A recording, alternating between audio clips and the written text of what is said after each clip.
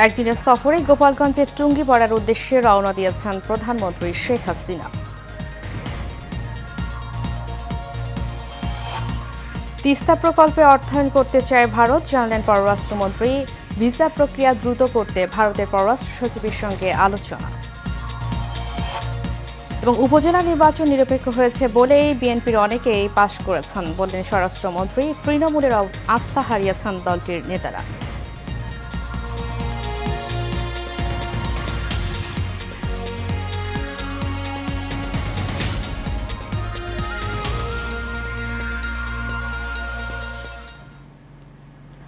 স্বাগত এশিয়ান নিউজে। আপনাদের সাথে আছি আমি উর্মি আক্তার। এতক্ষণ শুনছিলেন বিআরবি কেবল ব্রাসিস লিমিটেড সংবাদ শিরোনাম।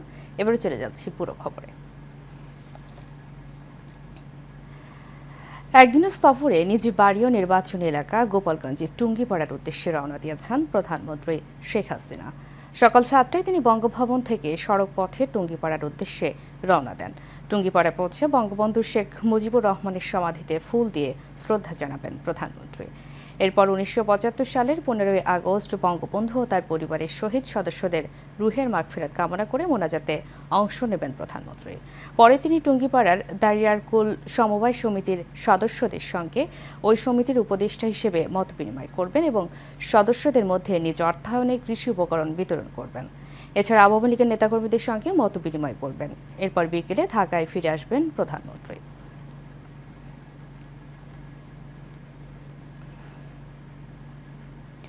তিস্তা প্রকল্পে অর্থায়ন করতে চায় ভারত বলে জানিয়েছে পররাষ্ট্রমন্ত্রী ডক্টর হাসান মাহমুদ। বৃহস্পতিবার ঢাকা সফররত ভারতের পররাষ্ট্র সচিবের সাথে বৈঠক শেষে কথা বলেন তিনি।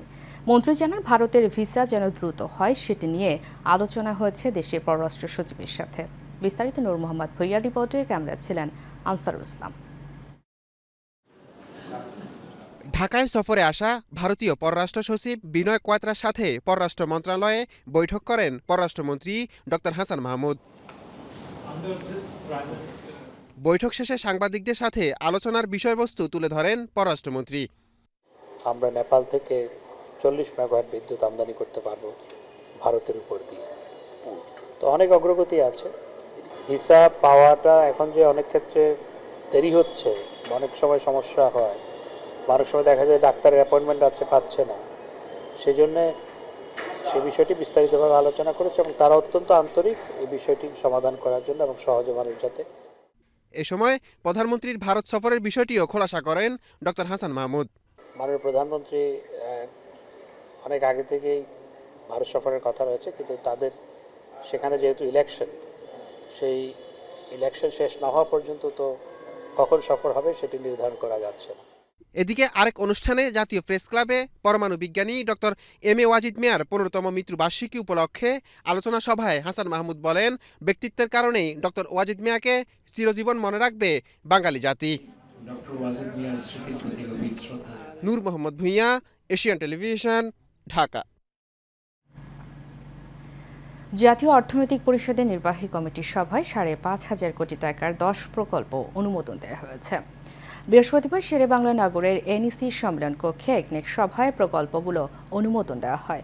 সভায় সভাপতিত্ব করেন প্রধানমন্ত্রী ও একনেক চেয়ারপারসন শেখ হাসিনা। একনেক সভা শেষে সাংবাদিকদের বিস্তারিত জানান পরিকল্পনা বিভাগের সচিব সত্যজিৎ কর্মকার। তিনি বলেন, প্রকল্পগুলো বাস্তবায়নে মোট ব্যয় হবে 5,563 কোটি 68 লাখ টাকা। এর মধ্যে সরকারি তহবিল থেকে 5,203 কোটি টাকা এবং বৈদেশিক ঋণ থেকে পাওয়া যাবে 360 কোটি 47 লাখ টাকা।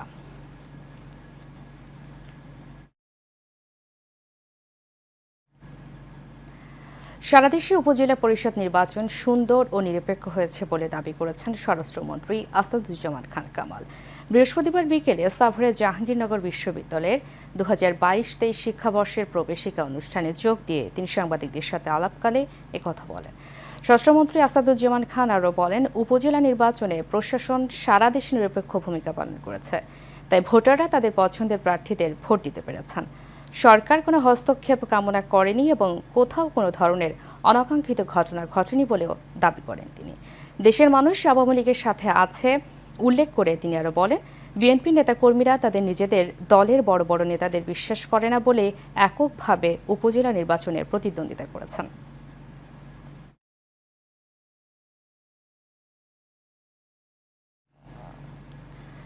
জাতীয় পরিচয়পত্র ও জন্ম নিবন্ধন সবই মাত্র 10 মিনিটে করা যায়, আর এর জন্য গুনতে হয় 5 থেকে 10,000 টাকা।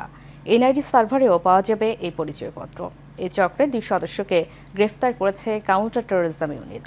এদের মধ্যে একজন কুড়িগ্রাম জেলা নির্বাচন কমিশনের ডাটা এন্ট্রি অপারেশন জামাল মিয়া। বিস্তারিত রকিব মানিকের রিপোর্টে। এ যেন সর্ষের ভিতরেই ভূত। জাতীয় পরিচয়পত্র সংশোধনী কিংবা নতুন এনআইডি মাত্র 10 মিনিটেই পাওয়া যায়। এমন রমরমা ব্যবসা পরিচালনা করে আসছিল কুড়িগ্রাম জেলার নির্বাচন কমিশনের data entry operator Jamal. Data entry operator হিসাবে কর্মরত আছে কুড়িগ্রাম জেলার সদর উপজেলায়, বাড়ি নাটোর। সে তার মাধ্যমে এবং তার অপর কিছু সহযোগীদের মাধ্যমে সেই কাজটি করত। কাজটি হচ্ছে যে আপনি তাকে এনআইডি নাম্বারটা দিলেন, এনআইডি হারিয়ে গিয়েছে বাট আপনি তার নাম্বারটা আপনার কাছে আছে, নাম্বারটা দিলেন। নাম্বারটা দেওয়ার সাথে সাথে সেই নাম্বারটি তার সহযোগী জামালকে দেয় এবং জামাল যিনি নির্বাচন অফিসে কর্মরত, সেই জামালের মাধ্যমে সে একটা পিডিএফ কপি পায়। তার এই সিন্ডিকেট সোশ্যাল মিডিয়া ব্যবহার করে রাজধানী সহ সারা দেশে জাতীয় পরিচয়পত্র ও জাল জন্ম নিবন্ধন টাকার বিনিময়ে বিক্রি করত। এনআইডির সেই পিডিএফ কপি পাওয়ার জন্য এবং আরও অন্যান্য যে সকল আনুষঙ্গিক সেবা তার কাছ থেকে নিত, তার জন্য তাকে একটা নির্দিষ্ট পরিমাণ টাকা পে করতে এবং এটা তাদের মোবাইল ফিনান্সিয়াল সার্ভিসের যে অ্যাকাউন্ট ছিল সেই অ্যাকাউন্টেও চলে যেত। পুলিশ জানায় চক্রটি এই ব্যবসা পরিচালনা করে লাখ লাখ টাকা অর্জন করেছে। তাদের এই কাজে সহযোগিতা করেছে কিছু অসাধু কর্মকর্তা। তাদেরও গ্রেফতারের চেষ্টা চলছে। রকিব মানিক, এশিয়ান টেলিভিশন, ঢাকা। 419 জন যাত্রী নিয়ে সৌদি আরবের উদ্দেশ্যে ঢাকা থেকে ছেড়ে গেছে হজের প্রথম ফ্লাইট। বৃহস্পতিবার হজরত শাহজালাল আন্তর্জাতিক বিমানবন্দরে ধর্মমন্ত্রী ফরিদুল হক খান হজের প্রথম ফ্লাইট উদ্বোধন করেন। এ সময় অন্যান্য বারের চেয়ে এবারের হজ যাত্রা স্বস্তির হবে বলে জানান ধর্মমন্ত্রী ফরিদুল হক খান। মুসল্লিদের ভোগান্তি কমাতে সরকারের নানা উদ্যোগ এবং সৌদি আরবের ইমিগ্রেশন দেশে হওয়ায় খুশি হজযাত্রীরা। কাউসার আহমেদের রিপোর্টে থাকছে বিস্তারিত। ইসলামের পঞ্চম স্তম্ভ হজ পালনের জন্য সারা বিশ্বের লাখ লাখ মুসলমানেরা জড়ো হয় পবিত্র নগরী মক্কায়। এর বড় একটি অংশই বাংলাদেশ থেকে অংশগ্রহণ করে। এই ধারাবাহিকতায় বৃহস্পতিবার সকাল থেকে শুরু হয়েছে হজের প্রথম ফ্লাইট। এর আনুষ্ঠানিক উদ্বোধন করেন ধর্মমন্ত্রী ফরিদুল হক খান। এ সময় হজ ব্যবস্থাপনায় বর্তমান সরকারের আমলে স্বস্তিদায়ক হয়েছে বলে জানান তিনি। 18 সন পর্যন্ত আমরা বিমান ভাড়া করে কিন্তু এই দেশ চলছে, হজ যাত্রীদের নিয়ে যাওয়া হয়েছে। 19 সাল থেকে ইনশাল্লাহ বিমান আমাদের ভাড়া করতে হয় না, আমাদের নিজের বিমানে আপনারা যেতে পারতেছেন, সব বাংলাদেশের বিমানে যেতে পারতেছেন। আগামী দিনে আরো বিমান কেনার জন্য মাননীয় প্রধানমন্ত্রী ইচ্ছা পোষণ করেছেন, যাতে আপনাদের যাত্রা সুন্দর হয় এবং আরামদায়ক হয়। অবশ্যই আপনারা দোয়া করবেন বর্তমান সরকারের জন্য, মাননীয় প্রধানমন্ত্রী জননেত্রী শেখ হাসিনার জন্য। মুসল্লিদের ভোগান্তি কমাতে বাংলাদেশ অংশের ইমিগ্রেশন হচ্ছে আশকুরান হজ ক্যাম্পে, আর সৌদি অংশের ইমিগ্রেশন হজরত শাহজালাল আন্তর্জাতিক বিমানবন্দরে। ফলে এবারের হজযাত্রা অন্যান্য বারের চেয়ে স্বস্তির হওয়ায় খুশি হজযাত্রীরা। খুব সুন্দর অবস্থায় আমরা যাইতেছি, এটা আল্লাহ তাআলার কাছে লাখ কোটি শুকরিয়া। আল্লাহ তাআলা আমাদের সাথে সবার হজ জন্য কবুল করে।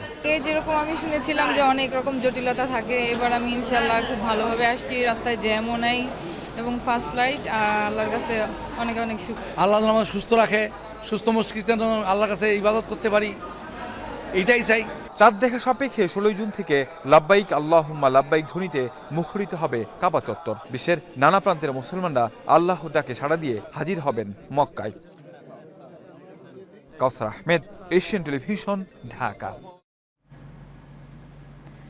ফিলিস্তিনের পক্ষে এবার সোচ্চার হয়ে মাঠে নেমেছে বঙ্গবন্ধু সৈনিক লীগ। ইসরায়েলের আগ্রাস রুখতে প্রয়োজনে আবারও যুদ্ধে নামার ঘোষণা দিলেন বঙ্গবন্ধু সৈনিক লীগের সভাপতি বীর মুক্তিযোদ্ধা আলহাজ হারুনুর রশিদ সিআরপি। বৃহস্পতিবার বিকেলে এশিয়ান টেলিভিশনের প্রধান কার্যালয়ে সারা বাংলাদেশের বঙ্গবন্ধু সৈনিক লীগের নেতাকর্মীদের উদ্দেশ্যে তিনি বলেন, শনিবার থেকে ফিলিস্তিনিদের পক্ষে মাঠে নামতে হবে। বিশ্ব নেতাদের টনক নড়াতে সব ধরনের কর্মসূচি হাতে নেওয়া হয়েছে বলেও জানান বীর মুক্তিযোদ্ধা আলহাজ হারুনুর রশিদ সিআরপি। তিনি জানান, শনিবার কেন্দ্রীয় শহীদ মিনারে ফিলিস্তিনের নিরীহ মুসলমানদের উপর হামলা বন্ধে বিক্ষোভ কর্মসূচি পালন করা হবে। একই সাথে সারা দেশের নেতাকর্মীদের নিয়ে ইসরায়েল বিরোধী বর্বর হামলা বিরোধী কর্মসূচি পালন করবে সংগঠনটি। বীর মুক্তিযোদ্ধা আলহাজ হারুনুর রশিদ আরও বলেন, প্রধানমন্ত্রী শেখ হাসিনা শুরু থেকে বিশ্ব নেতাদের যুদ্ধবন্ধের আহ্বান জানিয়ে আসছেন। সারা বিশ্বের মুসলমানরা এক হয়ে ফিলিস্তিনের পক্ষে দাঁড়ানোর আহ্বান জানান বীর মুক্তিযোদ্ধা আলহাজ হারুন রশিদ সিআইপি। সেজন্য আমরা সকল সৈনিক লীগের ভাইরা সারা বাংলাদেশে যেখানে আছেন, আপনারা শনিবার দিন প্রতিবাদ সভা করবেন। সকল সৈনিক লীগের, বঙ্গবন্ধু সৈনিক লীগের যেখানে যেখানে যারা আছেন প্রতিবাদ সভা করবেন আমাদের সাথে একসাথে মিলে। আমরা আর সহ্য করতে পারতাছি না। ফিলিস্তিনের উপরে যেভাবে অত্যাচার জুলুম ইসরায়েল করতেছে, আল্লাহর কাছে বলে, আল্লাহ তুমি এটা অতি শীঘ্রে এদের বিচার করো, এটা ফেসলা করো। 70,000 মেডিকেল আছে, শিশু ও বড়। 34,000 মৃত্যু, শিশু নারী সকলে মিলে। বেশিরভাগ শিশুগুলা মারতেছে ওরা ইচ্ছা করে। আমরা সবাই মিলে সারা বাংলাদেশের যত হুজুর আছেন, যত আছেন, সবই আসুন আমরা প্রতিবাদ সভা করি, বিশ্বের জানাই বাংলাদেশ ইসরায়েলের বিরুদ্ধে এবং ফিলিস্তিনের পক্ষে আছি, থাকব। এবং ফিলিস্তিনের পক্ষে যদি আমাদের যেতে হয়, মানে প্রধানমন্ত্রী যদি বলে যারা আমরা মুক্তিযুদ্ধে আছি ট্রেনিং দেওয়া, ওদের তো ট্রেনিং নাই। ফিলিস্তিনিরা চাকা দেওয়া ফাইট করে, ট্রেনিং দেয়া। এবং আমরা চাই ফিলিস্তিনের পক্ষে যুদ্ধ করার জন্য প্রস্তুত।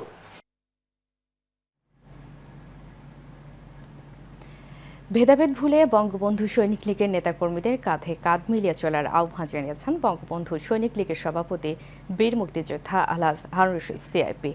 বৃহস্পতিবার সন্ধ্যায় রাজধানীর গুলশান নিকেতনে এশিয়ান টেলিভিশনের প্রধান কার্যালয়ে বঙ্গবন্ধু সৈনিক লীগের আসন্ন সম্মেলন উপলক্ষে নেতাকর্মীদের এই আহ্বান জানান তিনি। বলেন, বঙ্গবন্ধুর নামে প্রতিষ্ঠিত এই সংগঠন প্রধানমন্ত্রীর প্রাণের সংগঠন, তাই এই সংগঠনের ভাবমূর্তিও সবসময় উজ্জ্বল রাখতে হবে।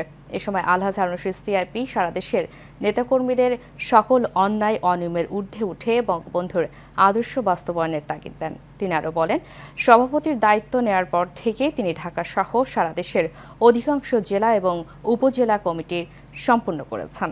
এই সংগঠনকে শক্তিশালী করতে আগামী দিনে সৎ, যোগ্য ও মেধাবী নেতৃত্ব তৈরির পাশাপাশি সবাইকে ঐক্যবদ্ধ থাকার আহ্বান জানান বীর মুক্তিযোদ্ধা আলহাজ হারুন রশিদ সিআইপি।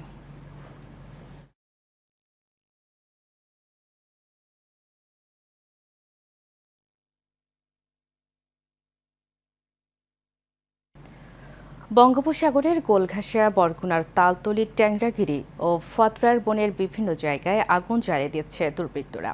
আর এই আগুনে পুড়ে যাচ্ছে চারা গাছ, মরছে কীটপতঙ্গ। স্থানীয়দের অভিযোগ, আগুন জ্বালানোর জায়গা থেকে গাছ কেটে নিয়ে যায় একটি চক্র।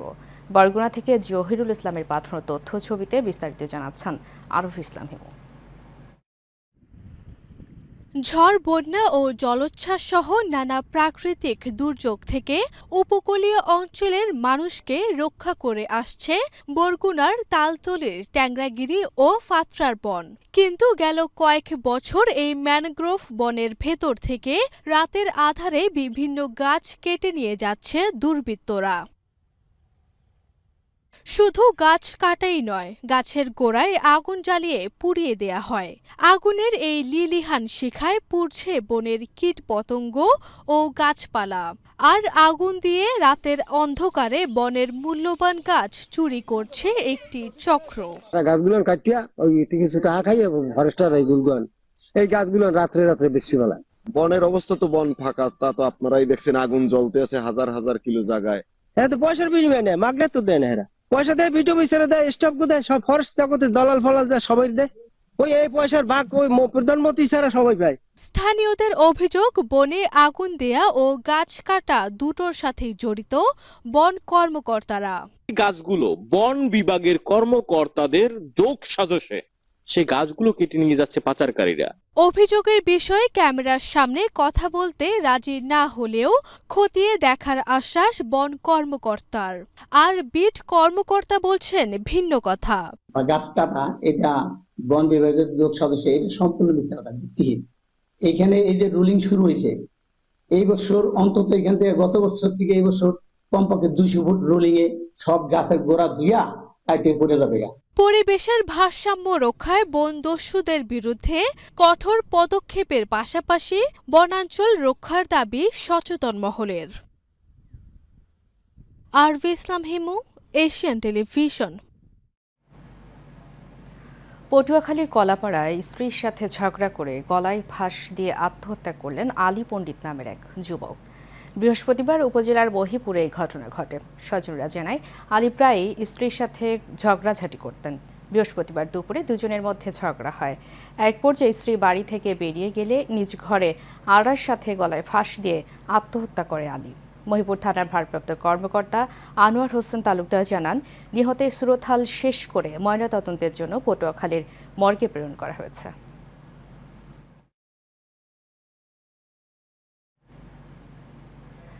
আগামী 21 এপ্রিল অনুষ্ঠিত হতে যাচ্ছে পাবনার ভাঙ্গুড়া উপজেলা পরিষদ নির্বাচন। তাই তো প্রচার প্রচারণায় ব্যস্ত সময় পার করছেন চেয়ারম্যান প্রার্থী গোলাম হাসনাইন রাসেল। সকাল থেকে রাত পর্যন্ত ঘুরছেন ভোটারদের দাঁড়ে দাঁড়ে। উন্নয়নের নানা প্রতিশ্রুতি দিয়ে চাইছেন ভোট। বৃহস্পতিবার ভাঙ্গুড়া সদর ইউনিয়নের কৈডাঙ্গা সরকারি প্রাথমিক বিদ্যালয় মাঠ ও চরভাঙ্গুড়া খাপাড়া পথসভা করেন চেয়ারম্যান পদপ্রার্থী গোলাম হাসনাইন রাসেল। এ সময় উপস্থিত ছিলেন উপজেলা আওয়ামী লীগের শহর সভাপতি জাকির হোসেন ছবি, সাবেক মেয়র আব্দুর রহমান প্রধান সহ অনেকে। সিলেটের জয়ন্তাপুরে ক্ষুদ্র নৃগোষ্ঠীর আর্থসামাজিক ও জীবনমান উন্নয়নে সমন্বিত প্রাণী সম্পদ উন্নয়ন প্রকল্পের আওতায় বিভিন্ন উপকরণ বিতরণ করা হয়েছে। উপজেলা প্রাণী সম্পদ অধিদপ্তর এই কর্মসূচি বাস্তবায়ন করে। এতে প্রধান অতিথি ছিলেন উপজেলা নির্বাহী অফিসার উম্মে সালিক রুমায়া। স্বাগত বক্তব্য রাখেন উপজেলা প্রাণী সম্পদ কর্মকর্তা ডাক্তার আব্দুল্লাহ আল মাসুদ। অনুষ্ঠানে 100 পরিবারের মধ্যে 20টি করে হাঁস বিতরণ করা হয়।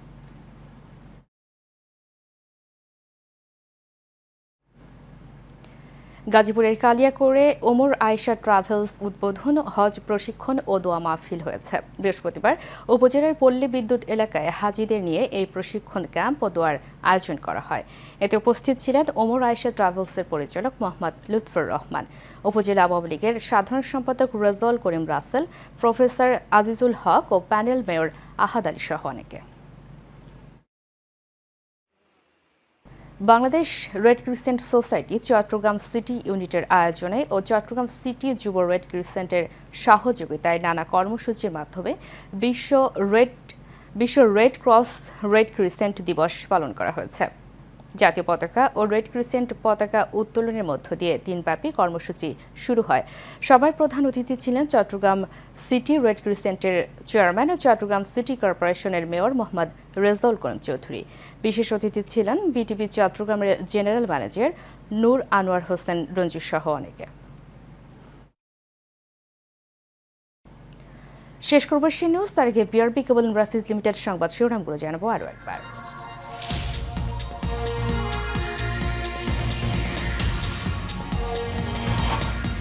একদিনের সফরে গোপালগঞ্জের টুঙ্গিপাড়ার উদ্দেশ্যে রওনা দিয়েছেন প্রধানমন্ত্রী শেখ হাসিনা।